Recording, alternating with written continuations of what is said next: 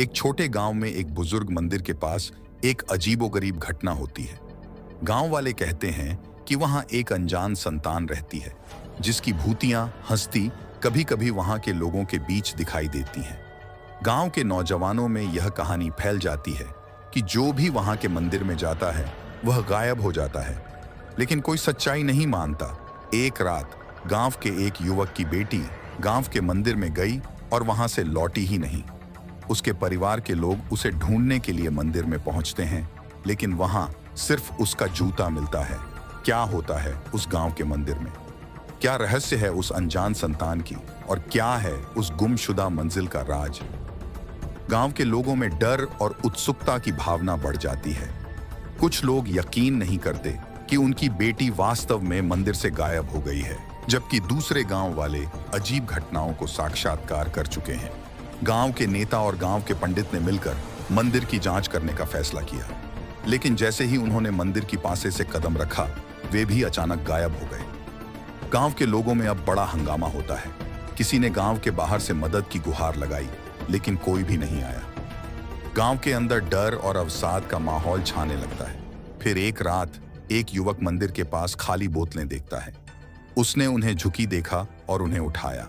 बोतलों में सेंसरी लिखा होता है, मंदिर के अंदर का राज। युवक की नजरें हेर फेर होती हैं और फिर वह मंदिर की दिशा में धावा करता है। उसके बाद उसका आधा बदन मंदिर में समा जाता है और वह अनजानी शक्तियों के बीच गुम हो जाता है। अगली सुबह गांव के लोग मंदिर के पास जमा होते हैं, लेकिन किसी का बेटा नहीं मिलता।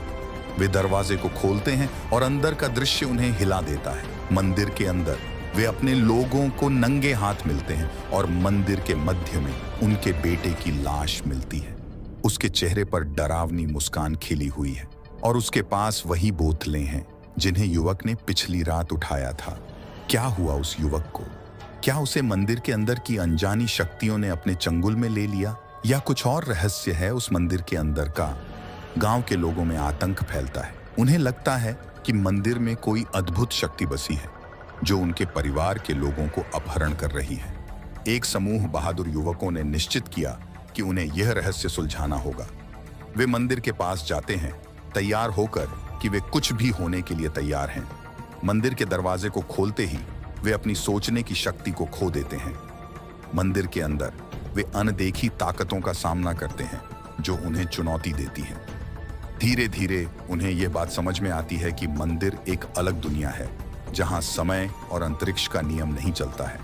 यहाँ पर सच्चाई और कल्पना का अंतर खो जाता है। अंत में उन्हें एक पुराना पुस्तक मिलती है जिसमें लिखा है कि मंदिर एक द्वार है जो अनदेखी दुनियाओं का संचार करता है।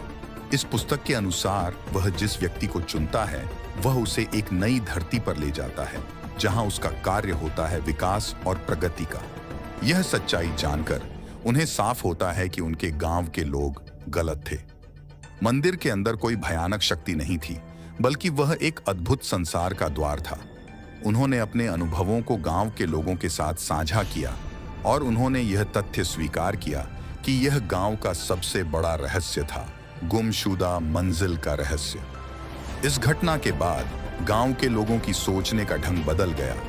वे अब मंदिर को नहीं डरते, बल्कि उसे एक अनमोल धरोहर के रूप में समझते हैं जो उनके गांव की विकास और प्रगति के लिए महत्वपूर्ण है।